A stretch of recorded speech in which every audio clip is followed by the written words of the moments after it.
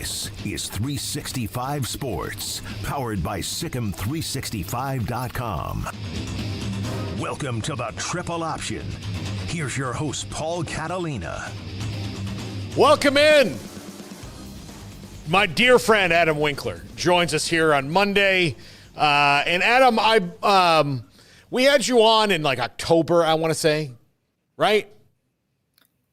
Yeah, it was the very beginning of football season.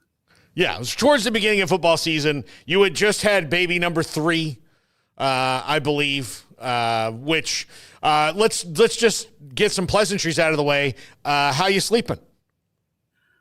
I am sleeping much better than my wife, who we all know is the true superhero of this operation.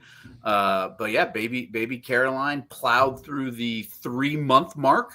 So she's doing great.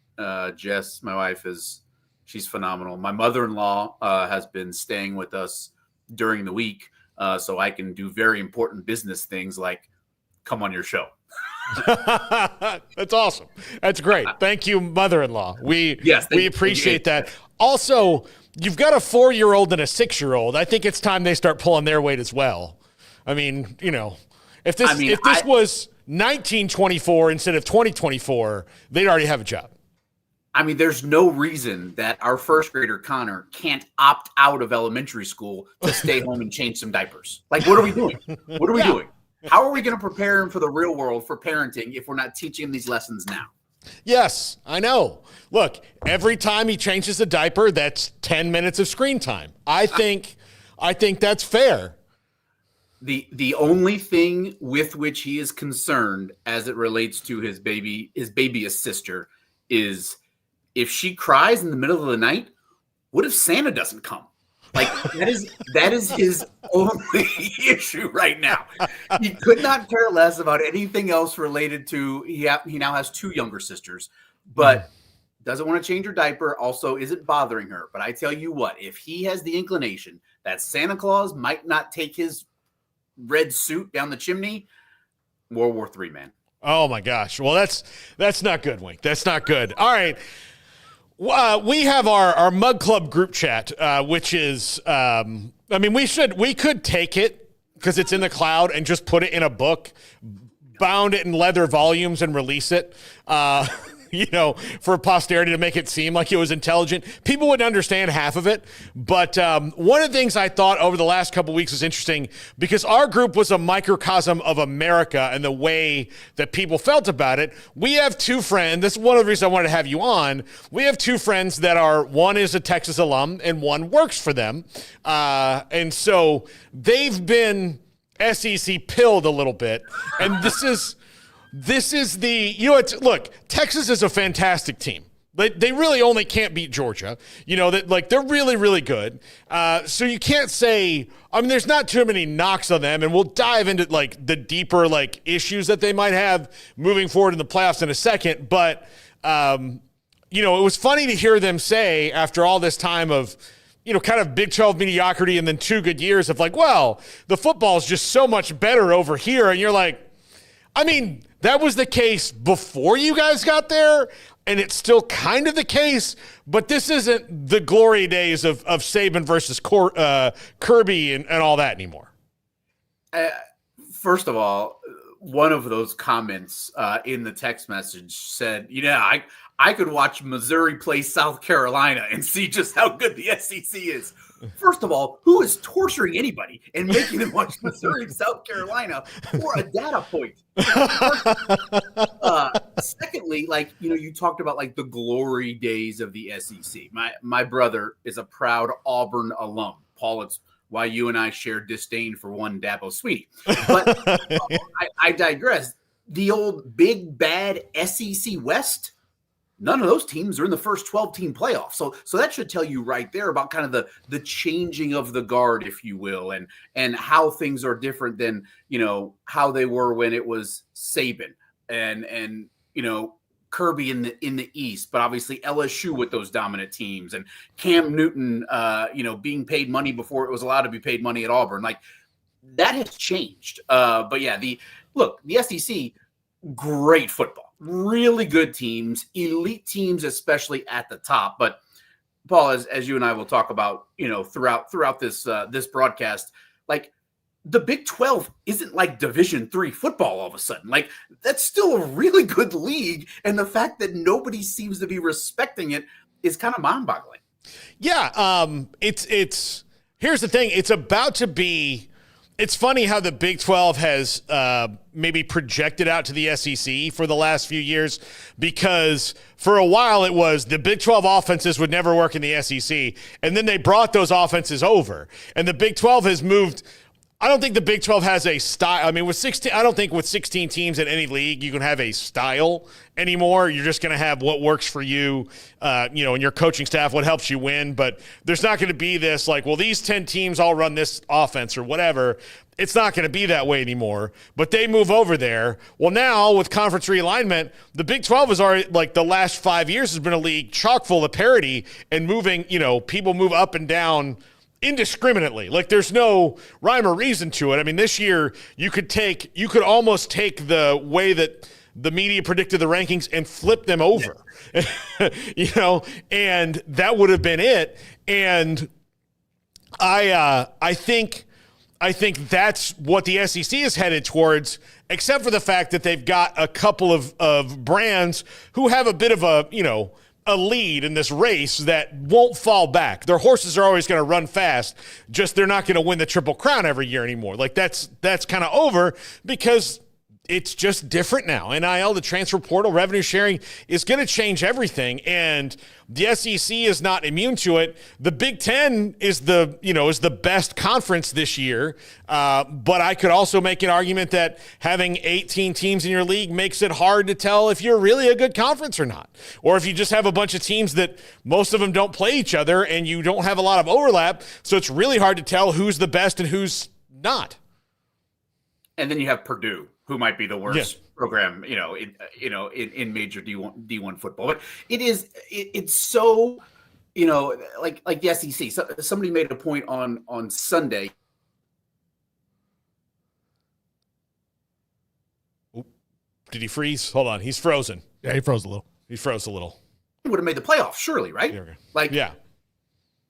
It's the name recognition and the reputation that the league once had, or these programs once had, that I think the College Football Playoff Committee needs to really try and hammer home. Look, we are getting away from that. Like this is a new era. Last year, leaving out Florida State. Last year, leaving out Georgia. Like everybody said that change was needed.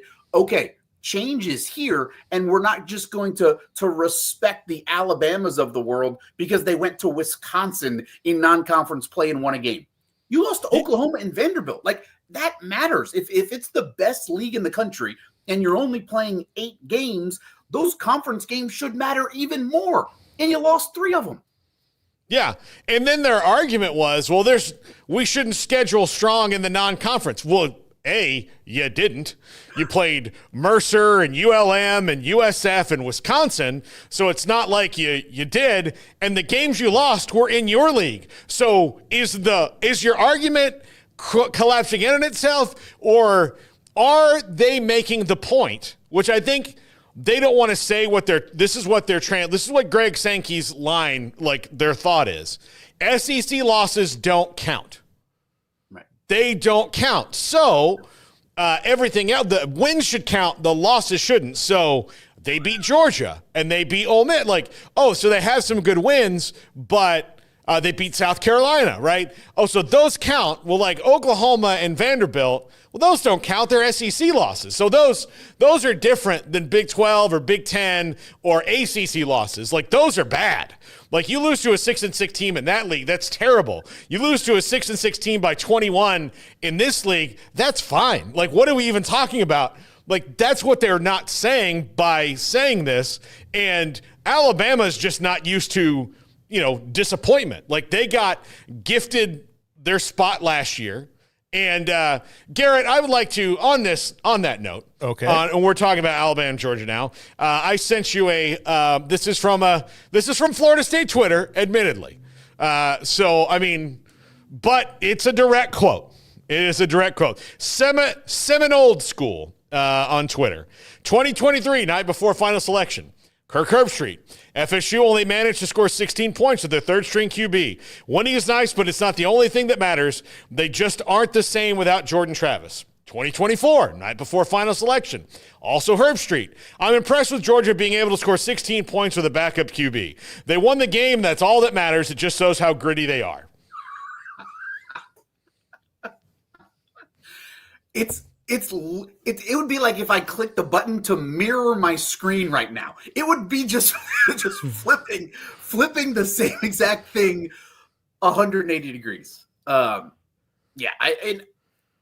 jumping off of that too, it's like I heard some of the chatter with how Georgia was able to, beat Georgia Tech in that 8 overtime. All right. They struggled against a very mediocre ACC team, but Paul, it was a rivalry game, and those matter. Those matter so much. What? That was an SEC non-conference game that your champion won, your recent 2-time national champion. So we know it.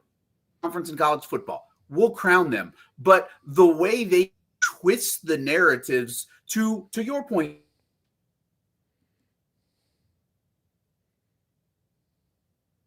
You lost to Vanderbilt in a construction site. Like that should count twice. Lost to Vanderbilt. What's under the scaffolding? That's what happened. Right? Yeah. OSHA beat you too. Not only did Vanderbilt beat you, OSHA beat you. Hey, Oklahoma, who never rushes the field for anything, rushed the field on you.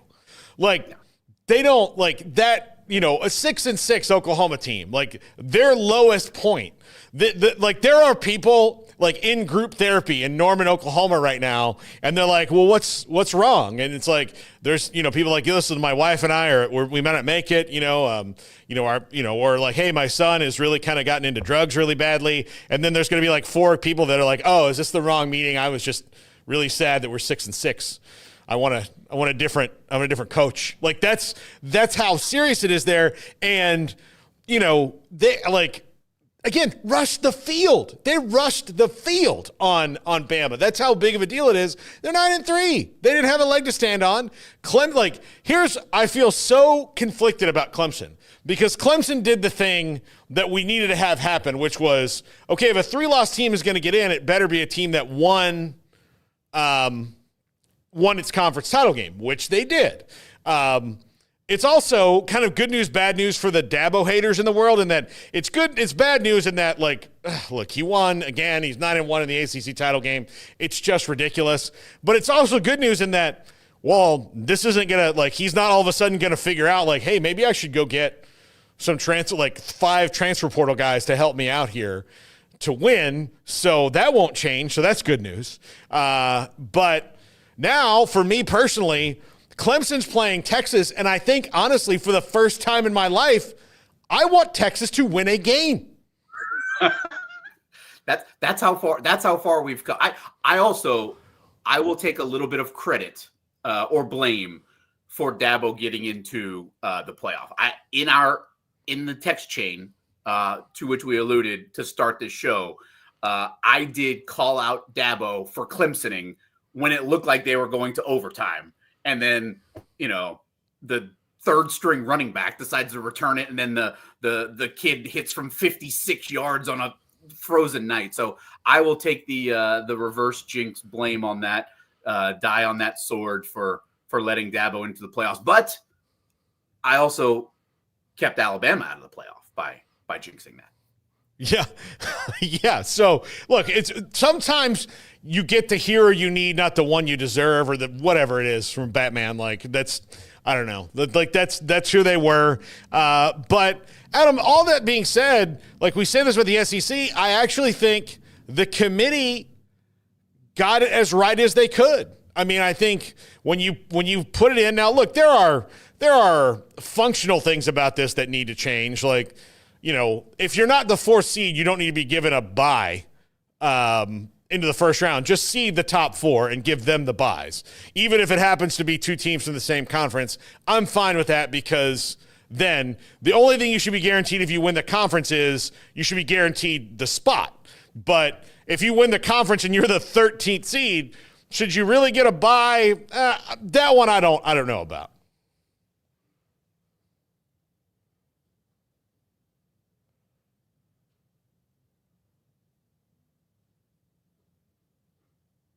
Yeah. Garrett, let's go ahead and take a break and let's see if we can get Adam to reconnect here on the thing because he froze up. All right, we'll take a break. We'll come back. This is the Triple Option on 365 Sports.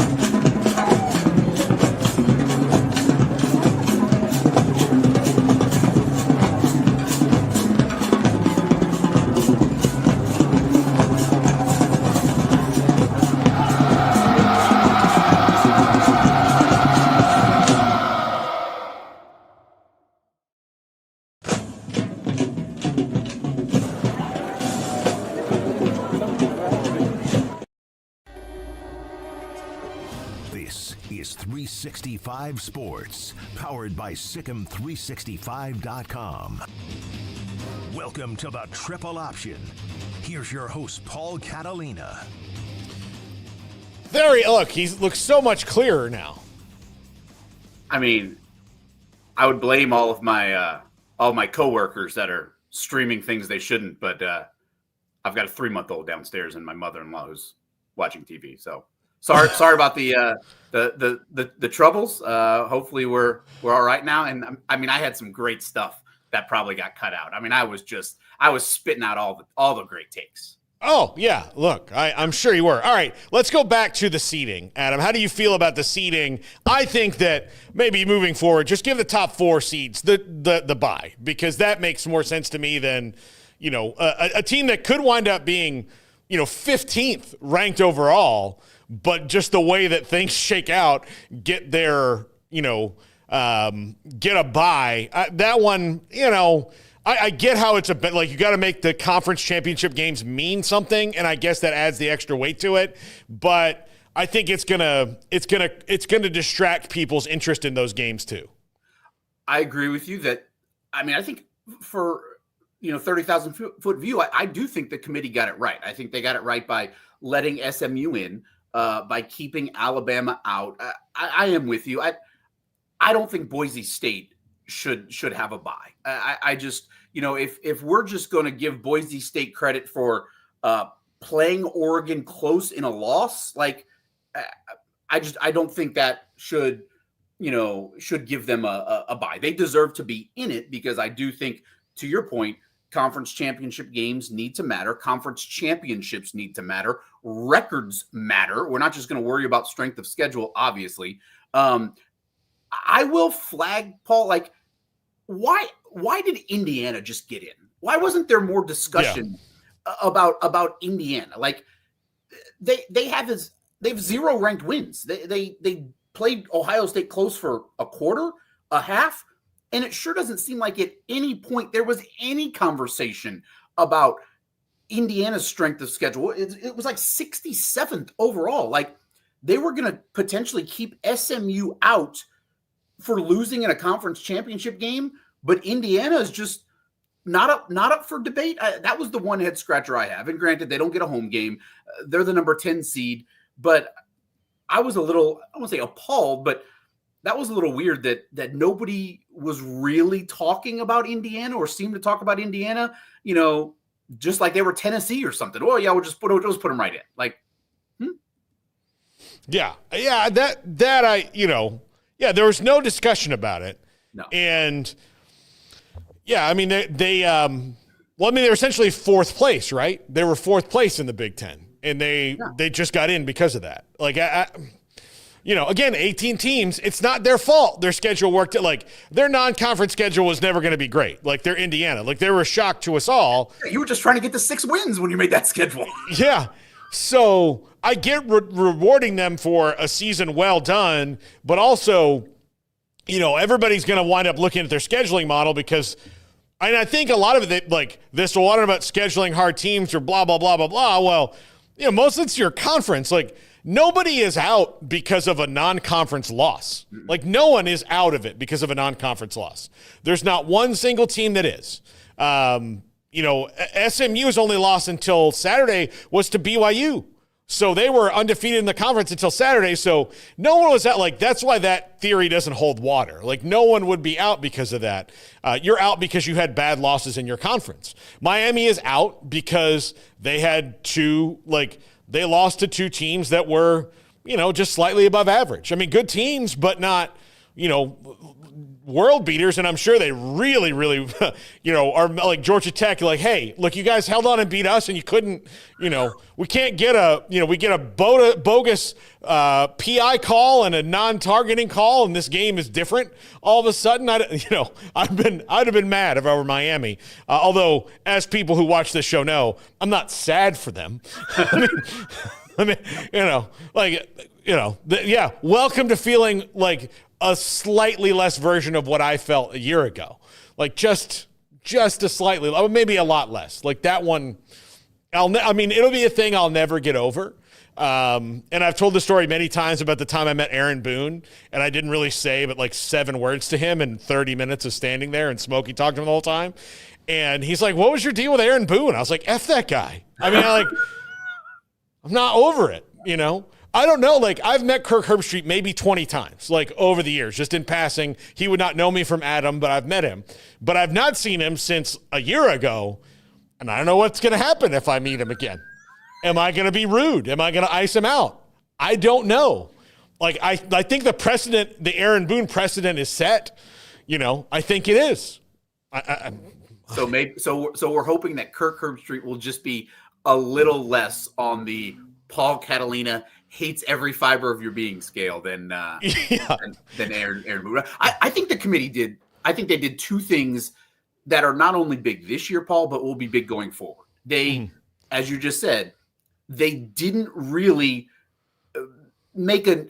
change the narrative about non-conference games. Nobody's non-conference schedule, as you said, kept them out of the college football playoff or really got them in. And I also think the second thing is they preserve the conference championship games. Mm-hmm. And they know what they're doing because there is so much money in these TV contracts that also present the conference championship games. And CBS and Fox and NBC and ABC, they don't want these conference championship games to go away. The attendance doesn't matter as much, and we saw that on Saturday and even Friday. But that's part of the TV contract, and there are way too many dollar signs and commas for the committee to basically take away all significance in a conference championship game. So I thought that was important, preserving the non-conference schedule and then also preserving the integrity, the allure, if you will, of making your conference championship game. Yeah, the conference, here's the other thing that we see. Look, the conference championship game attendance-wise suffered because you're talking about across the board, SEC, Big 12, everybody, had empty seats where they may not have before. And part of that in conferences like the Big 12 or in the ACC where you've got a lot of distance between, Iowa State, Ames and Phoenix meeting in Dallas is technically in the middle, but it's still a long way for a lot of people to travel. And then as they keep winning, you're going to ask them to go to 3, maybe 4 neutral site games overall. That is not sustainable. And what is going to happen is they're going to have to cut out a very powerful lobby of the bowls. They're just going to have, I think that within a couple of versions of this playoff, you're going to see home games until maybe the semifinals, if not just the finals, because this isn't sustainable for fans. They're going to get, if I've got to go to the Cotton Bowl and the Peach Bowl and then something else, at the end of it, I don't know if I'm not a, independently wealthy person who also has, a lot of time off from work that I can do this. I don't think that I got to tell you, there's going to be some media companies that are like, listen, you're going to have to watch the first game from your house, and then you can go if they win again. So the coverage that they're going to get is going to be less because of all this. The NFL doesn't do 4 neutral site games. No. They have more money than anyone, and they're not going all right, it's the playoffs, Cowboys and Packers in Denver. No, that's home sites until you get to the Super Bowl. So I do think that will change. It's just, you saw how hard it was to get the Rose Bowl to back off of what they wanted. And it wasn't even because of the game. It's just because of the stupid parade. They're sticking this whole thing up that the whole world wants because people in Los Angeles really love this parade. And you're yeah, most of us don't live there, man. I know it's a huge city, but most of us don't live in Pasadena. They want the parade, and they want the 30 minutes of the sunset on the mountains for the bump shots during the game. That means more to them than just printing money because you get to host a national championship or a semifinal. Yeah, no, it's yeah, I do think that one day there's going to be a guy who comes in that's just an absolute bean counter that goes, no, we're no, this doesn't make any sense. And then that lady who's no, but the parade is important. So the parade can still be whenever you want it to be.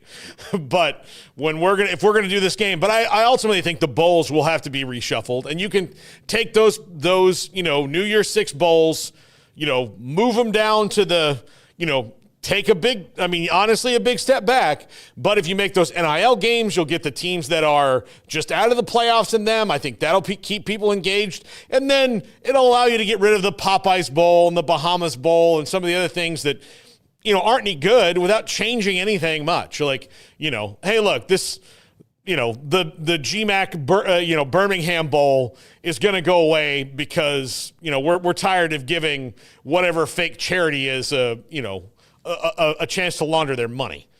And they'll be able to spin this, Paul, as, hey, we're saving you, the fans, money, saving you, $5,000 on a trip. Hey, why don't you go ahead and send that to our NIL fund? Why don't you go ahead and give that to our collective instead?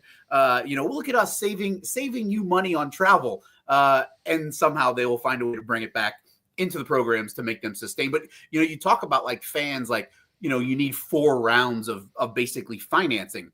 That reminds me of what we've seen in base. We live it here in Houston.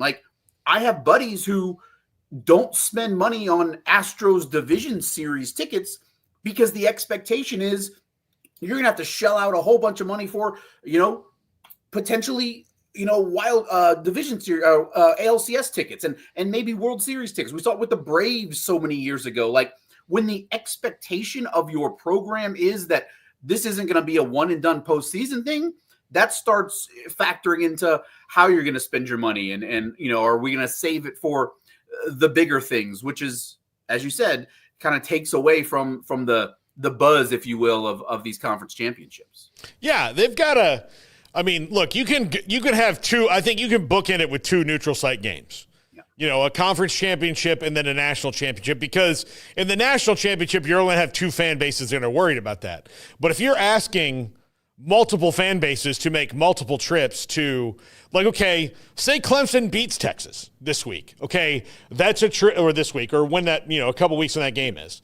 Okay, then you're asking them to go to to Atlanta, which is not that big of a deal. Then you're asking them to go to somewhere like Dallas after that, and then you're asking them to go to Vegas after that. That's 4 trips for a double-digit seed, right? If you're and right now I think part of it is they're so stuck in the old ways. They don't see that, basketball, the team you don't think is going to win wins all the time. It's going to happen in football now too. So, Texas at home versus Clemson, oh no, yeah, that's not a big deal. That's not that'll be fine. They're, Indiana and Notre Dame lucked out for both sides there. It's, just, where, I mean, Notre Dame's at home and Indiana just gets to go in the car to play that one. But then again, you're asking, okay, Notre Dame fans, okay, now you've got to go to Temp or to Glendale and then to Phoenix, and then you've got to go, again to Dallas. Like, you're asking a lot, and not everybody has national fan bases like Notre Dame or BYU or Bama or Texas or Ohio State do. That just like can kind of pop up. A&M. Look, I can tell you, FSU, we did a great job of taking over the Gerald Ford Stadium for as much as we did. But, like SEC fans, they have that. But, okay, Iowa State wins that game. Like, they still, you're going to ask them to go all these different places. It's not feasible. It's not feasible. And like, the best our economy has ever been, it's not feasible. It doesn't make sense because just ask any professional sport. They don't do it that way. And it'll be really interesting to see, like the winner of the 6-11 game, Penn State SMU gets to play Boise State. They'll probably be a double-digit favorite in that game.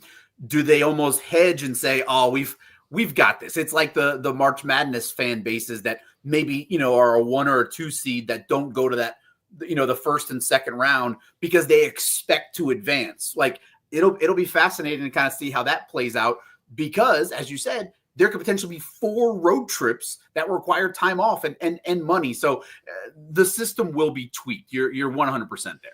Well, and here's the thing. I think part of it is also they're comparing it to March Madness, but in March Madness, they also do a thing, at least at probably not quite half, but almost half of the sites where 1 or 2 of the teams there is within driving distance. And, look, I can tell you I've been to a lot of regionals for Baylor that are, first rounds that are here in Texas, in San Antonio, Houston, Dallas. Like, I've seen them there, or New Orleans, which isn't far. Like, occasionally I got to go to Providence, Rhode Island, or Jacksonville, or Anaheim or something. But, Kansas fans, I can tell you, like, they've had a lot of Kansas City, Chicago, Omaha, St. Louis in there because they're not dumb, because I have sat, and you have too, in many a half-full arena at 10:30 in the morning for, a 16 versus 1,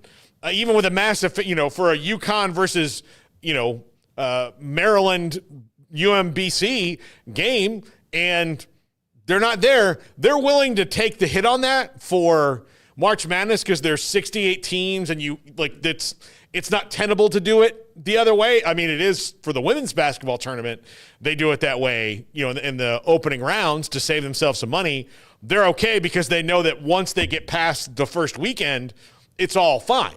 But again, there's still only 3 weekends. This is now 4 weekends, a 5th weekend if you count conference championship games, and you're filling way bigger arenas as well, or stadiums. A basketball arena is going to sit about 10 to 20,000, depending on where you are. And then you always have the Final Four at Reliant or something where you reformat the thing, which I absolutely hate. But, it's different when you're going to try to have 4 weeks in a row, you're going to have to fill, Darrell K. Royal, Jerry World, the Rose Bowl, and Allegiant Stadium. That's a lot of butts and seats. And the tickets aren't cheap. I mean, not to say March Madness tickets are cheap either, but and like you said, these are not road trips as in driving on the road. Like, Clemson fans, they're not going to drive to Austin in 2 weeks. They can drive to Atlanta, but the travel that's going to be involved, they have to go back to Arlington. I think it is there. Look, there's plenty of money in college football. I just think that it's not going to trickle down to the fans that make these atmospheres what they are. The students, the families who make a weekend out of it. Like, we love bowl season because of the experience. Like, the Texas Bowl coming here to Houston, LSU and Baylor. Like, that's going to be a great couple days for families who might not get a chance to go to Tiger Stadium or go to Waco. You can come in and spend New Year's Eve and, eat at some great restaurants. They're not doing that 5 weeks in a row, Paul. No.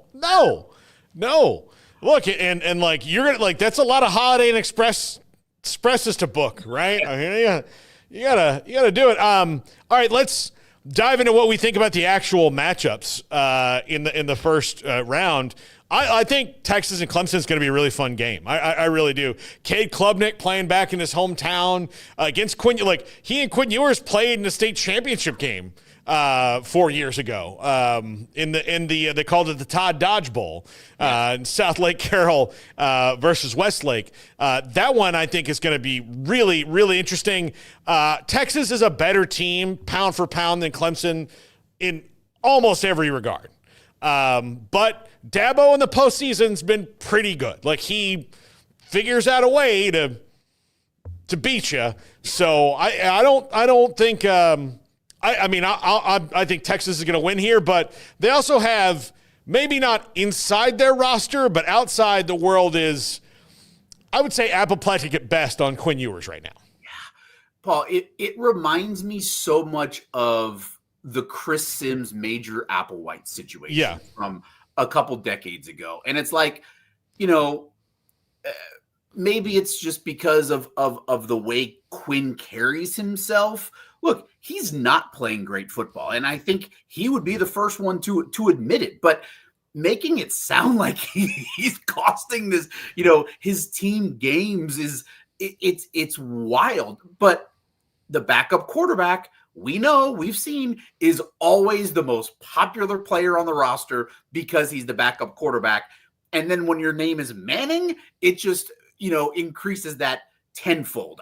I am with you. I think it's going to be a really good game because basically every big game Texas has played has had some kind of drama. I mean, they outplayed A&M in every facet, but that was a really close game because of the way Texas just couldn't put them away. They played Georgia close twice. The first one in Austin, as we all know, Georgia outplayed them, but Texas did enough to keep it close. And then Dabo in his, can't call it devil magic because he's Dabo. That would be like the most inaccurate thing to say ever. But there is something about being able to get his guys up for the postseason. I'm not sure how the being back in Austin will impact Cade Klubnik, but I think that's going to be a thing. I think Westlake actually played playoff games back then at DKR when those kids were growing up. So that'll be fascinating, and I would think would have some sort of impact on the game. But I think it'll be I think all of these first-round games, despite what the point spread says, can be competitive because of the unknown. Like, what is it going to be a regular season atmosphere? Like, what are these kids going to do? Like, these are 18 to 22-year-olds who have literally never been in this situation, a game at home on your home campus where you're supposed to be so comfortable, but it means more than any other game you've played because it's a playoff game. I think there's going to be a factor of the unknown that we haven't seen before that is different than, say, March Madness, like we were talking about earlier. Yeah, no, I think it is. Like, look, I was very impressed with Penn State this last week. I was, and I don't say that often, but again, James Franklin not going to win a big game. And I'll tell you this about Rhett Lashley. Like, I know he lost the other night, but he's got a button that James Franklin doesn't have, which would terrify me if I was James Franklin. Yes. Rhett Lashley has an I don't care button that Franklin cares way too much. Like, you can say whatever you want about Rhett Lashley. He's like, Look, in the end, I think a lot of people are like, oh, yeah, well, Rhett Lashley's going to be a candidate for this job. Like, do you know how rich his alumni are? Like, exactly. Do you know how rich they are? Like, he's not dumb. Like, they're in a power conference now, and in the playoff, yeah. In the playoff. It's all SMU fans wanted. That's all they wanted. Yeah. No, like they're there. They got it. And that's what it's great to be madly wealthy in this country is that when the rules get bent your way, man, can you take advantage of them? And golly. Aren't they doing something like, aren't they not taking a TV share for 5 years just because they wanted to be in the conference? Yeah. Yeah. And you know what? They're not all that worried about it. Utah, like I was there. I talked to a bunch of their people. They're like, yeah, it's fine. We're good. We're good. We're good. Look, we had to change, we had to get an American sushi chef and not one from Osaka, Japan. I mean, so we're saving a little money there, but it's fine. We will not fly in Maine lobsters every week. Like it's fine. The sacrifices we made for this football program. Yeah. Sometimes we'll just do fun finger foods and people will see how the other half lives. It'll be a party. I mean, it's a theme. James Franklin, like the question to me is, so if he beats SMU, well, that's because it's not a top 5 team. Yeah. If they advance to play Boise State, technically, I mean, they're a 3 seed, but they're not ranked in the top 5. Like, will that be one of his 15 losses in 16 top 5 games? Or does he get a mulligan because they're really not top 5? Because we know what he does against top 5 teams. Yeah. I know. Like, I don't know. I actually don't think they're going to win 2 games in a row in the play. Like, part of it's not the team so much as the moment. Yeah. I think he's had better teams than teams that he's lost to. His problem is the moment. Yeah. I think it's the same thing with Ryan Day. And look, if Ryan Day loses to Tennessee, the next year of his life is going to be absolutely hellish because Ohio State can't fire him because he made the playoff, but he lost to Michigan and then lost to Tennessee at home. And there's just going to be people like, look, after that Michigan game, I don't know how many different people were like, fire him into the sun. I'm done with this. And you're like, he has 10 losses. He's like 68-10. Like, everyone else in the country would be like, yeah, I want 68-10. I need that in my life. If you called up Georgia Tech right now, and they love Brent Key, they love him, but said, listen, he's going to be good. This next guy will be 68-10, but you have to fire a guy you love. They're like, where do we have to fire him, and how publicly can we do it? Can we throw rocks at him? Because we need this so bad. This game for Ryan Day against Tennessee is so much bigger than just an 8-9 matchup. Like if they win that and then you lose to Oregon very well could win the national championship. They're in your conference. Like you get a pass, just about any coach would, for losing to that team multiple times in the year. It's like nobody's calling for Sark's, job for losing to Georgia twice in a season. Like you have to take that with context. But as you said, Paul, if Ohio State loses back-to-back games in the shoe with all the money they spent on that roster, with the expectations around that program, they are in such a terrible situation because not only is the money not right to fire him, who are you going to bring in that's going to be like, yep, here you go. I'll sign up for going 68-10 and making the playoff, but not beating Michigan and then getting run out of town. Yeah. There's and look, some of this he brought it himself because he's in the category, which I actually think is a shrinking group of coaches in the James Franklin, Dabo, Ryan Days are kind of in this group of, nothing I ever say is wrong. Zach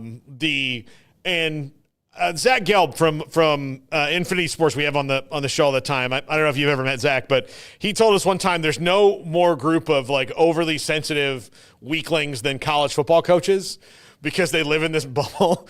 And like those guys are the kind of the kings of that. Like last year, Ryan Day is just running laps on Lou Holtz, who's 94 years old. Like, look, man. Yeah. Pick your battles.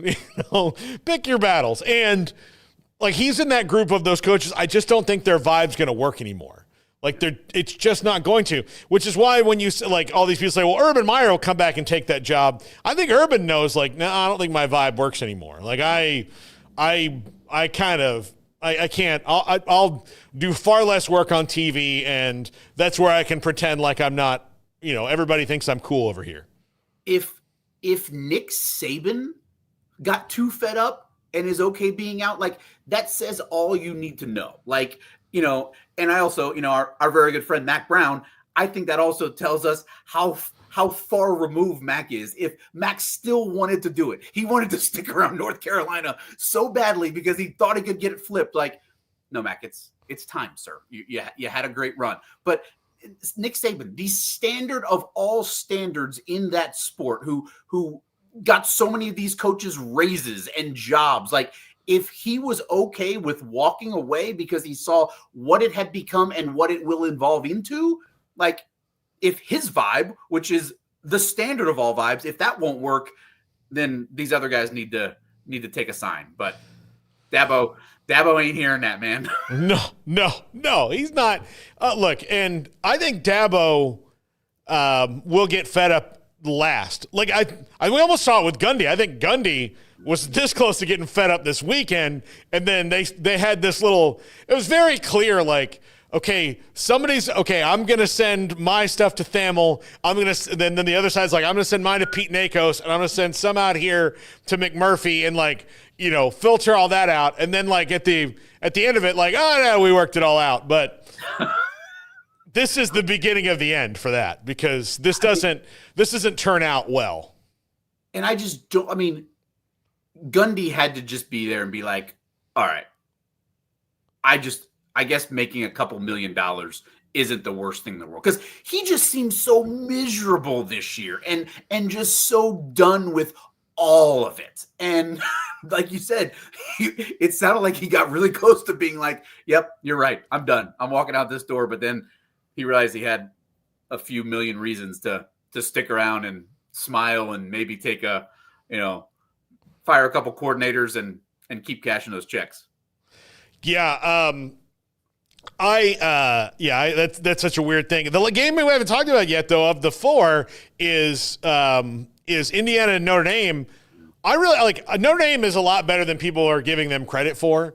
They really are, because of that Northern Illinois loss. People, again, like, they're focused on Northern Illinois, who actually wound up not being all that bad this year. And then, Alabama's out there going, well, they lost to Northern Illinois. You lost to Oklahoma by 21. Like, what are we, like, they lost on a last-second field goal. All right, you guys lost by 21. Like, things happen. There's one undefeated team. Everybody gets one zit, and after the one zit, then we have to start looking at, who's got a breakout or not. You guys had a breakout. And, like, that was why we all wanted this 12-team playoff, is because one loss wasn't going to eliminate you.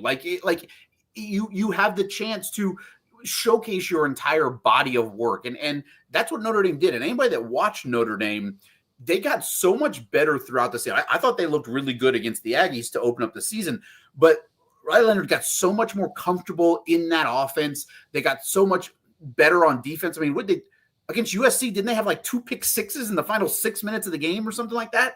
Like, I just think, and me saying this is probably, Indiana's probably going to run the table and win the national championship now, but Indiana, you guys are awesome. You had a great year. You have no business being in the 12-team playoff. Like, you did nothing except, you beat Michigan, but everybody apparently that doesn't like Texas told me that Michigan wasn't any good this year, and a win over Michigan shouldn't matter at all. So this is going to be Indiana's Super Bowl, because it's the playoff and because you're playing Notre Dame, a team that never schedules you.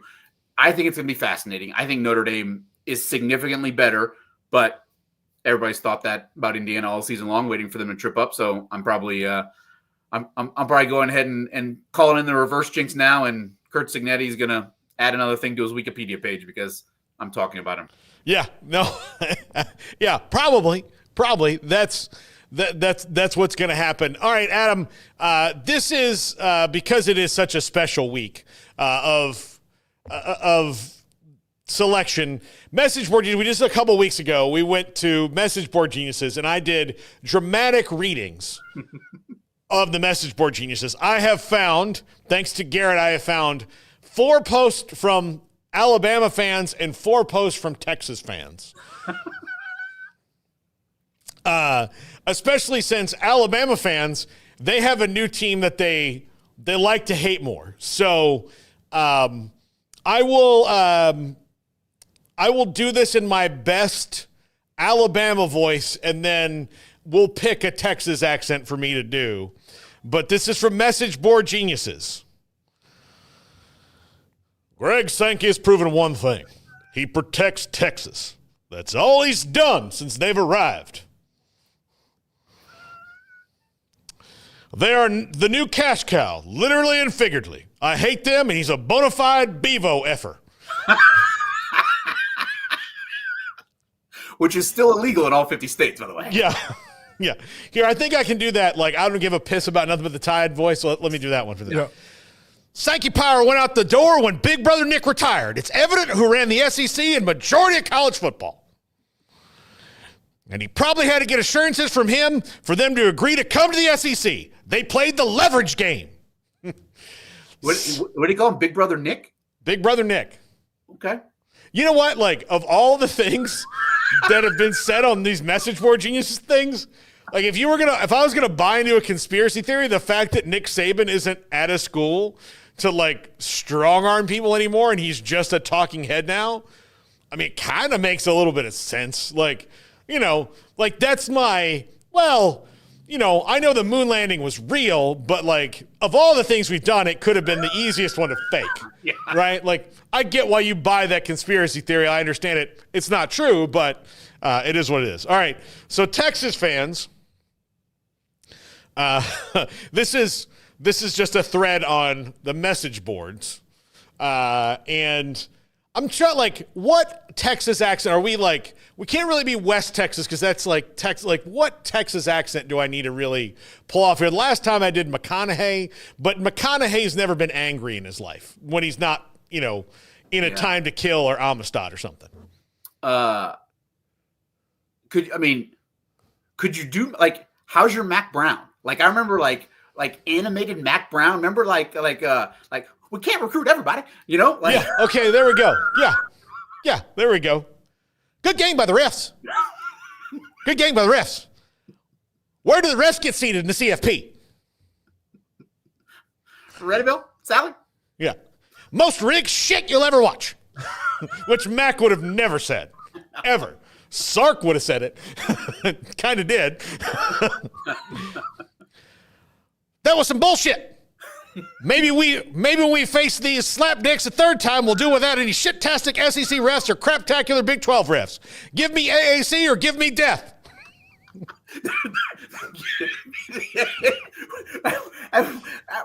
What did the AAC do I to don't now know. be the standard of college football officiating? I don't know. Isn't that where Uncle Wayne works? He is not in that conference. I'm not going to give away his conference, but no. But like, when I think about, you know, I think about, I know I can tell you a really smart school. I can tell you, a really good company. I can't tell you who the best conference in college football officiating is, but now all of a sudden it's give me AAC or give me death. Yeah. All right. I don't know if I can top that with this last one. It's just more of a like long one that ends with there was no way Texas was going to be allowed to win the game. You know, when privilege runs into privilege, man, like it's an interesting, like honestly hearing Bama, Georgia, and Texas fans complain about things like this, it would mean to me like to be sitting in a room listening to Bezos, Elon, and Warren Buffett complain about like why they didn't get to come in the room first. Like, you know, no. Elon was never going to let me in the room. I don't know. My space, my rocket's better. Like, you're like, okay, guys, like no one here feels sorry for you. Like we're all just like, you know, do you guys know what a mortgage is? Like, do you know what that is? Have you ever seen like, you know, hey, I could refi my house from 4.2% to 3.9. You were like, hey, maybe we can go to Disney World for a whole extra day this year. Like they don't, the kids really didn't to spend enough time at Epcot because we had to split that up. So now we can do Epcot and Hollywood Studios separately because of my refi. No, so shut up. They don't deal in decimal points. Like it's just commas. It's just commas. Yeah. No, they it's just I hear that and I'm like, yeah, you know, I'm glad that you guys are maybe starting to feel how the rest of the world feels when the minutia gets you. Because the minutia didn't matter to the SEC until 2 days ago, right? And then all of a sudden the minutia matters because there's 12 teams and I still don't think we've heard Sankey go say everything he wants to say about this. Or will want to say, because he's got to be a little measured. But I would have loved to be a fly on the wall in the room he was watching that playoff reveal in when they put SMU in. Or if somebody walked to him with Brett McMurphy's tweet and was like, You got to see this. Brett's been wrong 3 times in the last 25 years. He doesn't really say anything unless he knows he's right. And when he's wrong, it's not really that wrong. It's just he messed up a detail. I'm sure there are some people on that committee who can't talk about it, who got a call or a text from 100%. Yeah. Because that is the, in some people's eyes, especially in the SEC, leaving out Alabama this year was seen as more egregious than what happened to your Knowles last year. That's how big that brand is, and this mystique of the SEC. But how many times do we see it this year? This team led by Kalen DeBoer, it's not the same team, the same program that Saban led for all those years. It's not on the field. And finally, the eye test matters, because the record should have mattered, but hopefully they saw more than that. Yeah, absolutely. Well, Adam, let me know anytime you feel like, doing high level work and sneaking away. You have now been through a full football season outside the media world where you've got to chase this stuff around. And how liberated do you feel? It is more delightful than I ever even knew it could be. I mean, as you know, I've always worked Saturdays and Sundays, because I'm either anchoring the weekend newscasts or I'm covering the game. So I remember my first Saturday, we went to a baby shower, and I was and then I get to come home and watch a triple header of college football. This is amazing. Yeah. And I can drink while I'm working. Yeah. Why didn't you guys tell me about this? I've been doing this for 20 years. Yeah, no, you know what? It started for me last year when I didn't do high school football for the first time. And Amanda and I went out to dinner, and it was just nice. It was just nice. We went to, I had a nice steak on a Friday. I wasn't eating chicken fingers, and fighting off 17-year-olds for you weren't looking for a roster because number 67 recovered a fumble and you can't find his name. Yeah. I didn't miss the cookies by 2 seconds because I stopped to pee at halftime. Those kind of things. And then you think if I didn't do this, I could just go buy a cookie. I could go any place that has a cookie and get a cookie. I don't have to hope that they didn't put the lady who brought the cookies, put them out 10 minutes before she normally does because she went to the next floor of the press box. And look, I still go to college games, about every other week now, but I didn't cover any Baylor games on site. I went to 2 Baylor games with some friends of mine who had a Loge box, and that was nice too. Some of it, even still doing this, I think you need to reward yourself. And this is inside baseball talk for our listeners, but whatever you do, if you love what you do, sometimes you have to experience it from the other side so you remember why you do it. Because I had kind of gotten a little bit bitter about, here, got to go to another Cowboys game, and then be there's people sitting right below you that you don't get to go and park for free. The only thing that's costing you is the gas. You have truffle mac and cheese and prime rib. You've got a very big comfy seat. You've got unlimited snacks. You're at a soda fountain and all the things you could ever want in your whole life. And you're again, sometimes you have to, remember why you do it. And I've really enjoyed that aspect of it. Walking around, tailgating at the me and John Machota from The Athletic went to the SMU game. We hung out this year. Walking through a tailgate at a school that wasn't Baylor or last year I got to do it at UCF a little bit was really amazing because you don't get that aspect of it any other time. And you just kind of, you got to remind yourself, we had a fun job, but it's once it starts, you don't get to experience the same thing that other people are. So I think our industry is changing enough to where they're going to start maybe having to allow that a little bit more, because otherwise people are just going to not do it anymore. You're going to lose too many talented people. It's all about perspective and gaining that. And I'm right there with you. And it's one of the reasons, like, I want to say, to the Baylor fans that are joining us, like, come to the Texas Bowl. Like, it is such an awesome bowl event. They do such a good job. And I'm bringing Connor, Paul. Like we're gonna go. We're gonna tailgate. We're gonna go to the game. Like, that's something that I didn't know if I'd ever have the opportunity to do because I was working here in Houston. Something I've always wanted to do. But I am so looking forward to going to the Texas Bowl at NRG Stadium with my first grader, and we're gonna go and tailgate and hopefully see some familiar faces. So I'm right there with you, man. The perspective is great. Yeah, absolutely. And you know what? I'll tell you this: the Texas Bowl, the first year I went, did not know what they were doing. The next subsequent each times I've gone, it's gotten better and better and better. The last time we were there when Baylor played Vanderbilt, it was awesome. Like, we didn't want for anything. It was a great experience. People knew where to tell me to go. Like, that was the first time they played. It was when the bowl game they played Illinois. Well, you were there. And they're like, hey, where do I go? They're like, oh, there. And you're like, no, I have to get it. There's like 4 elevators that go to the press box. You tell me where one of those 4 elevators is. That's all I need to do. It's raining. I'm soaking wet. Like, I'm not in a good mood. Just tell me. I don't know where the press box. Herb, you know where it is? You guys got a map? They do a great job. I mean, it's the highest attended bowl game of any non-CFP. Like, it has really evolved into an event, and they take so much pride in it. They really do. And look, they've got LSU and Baylor this year, so fan bases that are about the same distance or so apart from Houston. It's the perfect scenario for a bowl game. So going out and enjoying it. If you're an LSU fan, I think Garrett was planning on not going, and now I think he feels like he's gonna. Man, I don't know. I'm still up for debate on that one. I don't think he wants. Come see us, Garrett. Yeah, I'll come down, but I'm bracing for the worst. Baylor should murk LSU. And he loves Houston. He loves the city. It's Houston. my favorite city in the state. It really is. So, Adam Winkler. Adam, we'll have you on again soon. Love you, buddy.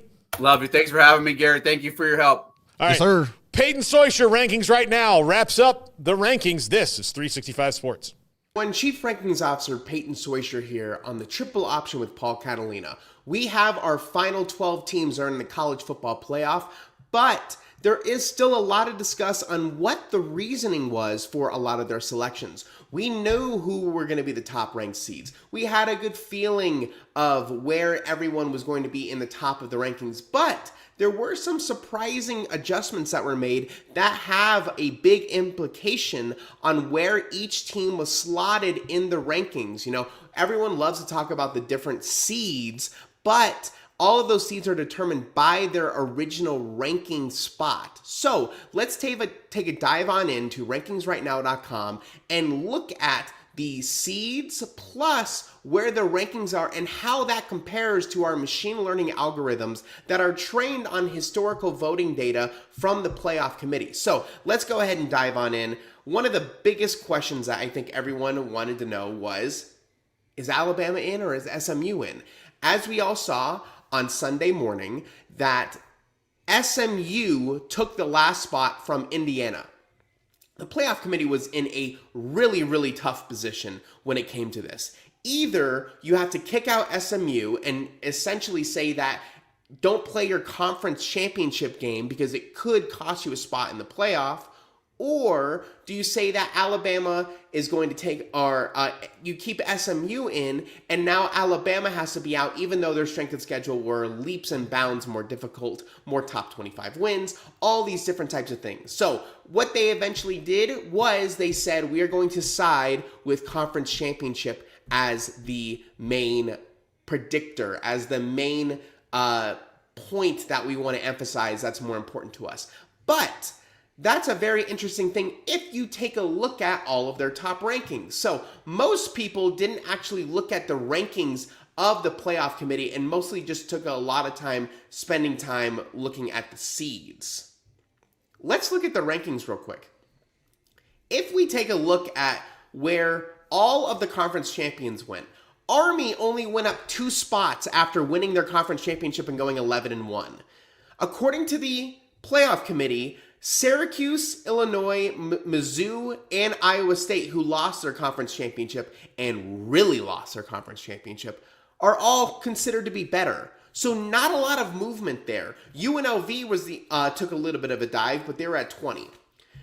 Now we go to Arizona State. Arizona State bumped up 3 spots. Not bad, but still not better than Alabama. Interesting. You have SMU, who lost the ACC championship to Clemson. They only dropped 2 spots. Texas only dropped 1 spot. Georgia moved up 3 spots. So the point I'm trying to make, and Boise State in the Mountain West, that they won their conference championship, they only moved up 1 spot in the rankings. And they only moved up 1 spot because SMU dropped 2. So what does that say to me? Especially if we look at the rankings right now, predictions that we had going into this, we had SMU dropping all the way down to 13. They only dropped to 10. We had Texas dropping down to 4. They only dropped to 3. Boise State, we had at 8. They only moved up to, let's just double check right here, up to 9. The playoff committee really didn't make it a big deal if you lost your conference championship across the board, but they didn't really make it that big of a deal if you won your conference championship. That's the takeaway that I come out of this, right? We had Army all the way up to 18, moving up 6 spots. Army only moved up 2 spots in the rankings. It's as if they were saying these conference championships aren't going to be a big predictor for us, which has been a difficult thing to try and understand in years past because everyone's been focused on those top 4 rankings and nothing else has really mattered. So I'm curious if the playoff committee even really cared after 13, 14, 15, and you kind of just leave teams in their appropriate rankings. If we look at the change in where the rankings right now algorithm had a prediction, let me just go ahead and actually zoom out and do it this way. If we look at the rankings right now predictions compared to the college football selection committee predictions, the biggest ones, right, were Notre Dame being at number 5. We had Notre Dame up at number 3. Why is that? Because Texas got to stay ahead, right? Here we look at another bad prediction, which was SMU. Well, the rankings right now had SMU dropping further. SMU did not drop that far. Army, another bad prediction right here. Here's Army right here. Army was 4 off. Iowa State was 2 off. All had to do with the playoff games that were being played or the conference championship games that were being played. All of the bad predictions had to do with that. Now, in years past, they haven't been that far off. This to me was sending a clear message that if we are going to do this with SMU, we are going to do this across the board. And that is the main driver for the playoff committee this year. Now, will that be the same in years in the future? Will that be the same in all of the different playoffs that we see moving forward in years to come? I don't know. But what I found super interesting is that even when you won your conference game, like at Boise State, they still don't get to move above Indiana. Are they doing that so that you can have an Indiana and Notre Dame playoff game? Potentially. That would make sense. I would understand that. But if you look at years past, there hasn't been that same movement. So, all super fun, all super excited. My work here is done. We have our final playoffs. We now get to enjoy the rest of the college football year. The rankings don't matter anymore. So it's been a blast. Thank you everyone who's participated in it. Thank you for anyone who's been involved in rankings right now. This has been the first year and we've had so much fun and we'll continue to do this moving forward. I am your Chief Rankings Officer, Peyton Soysher, on the Triple Option with Paul Catalina.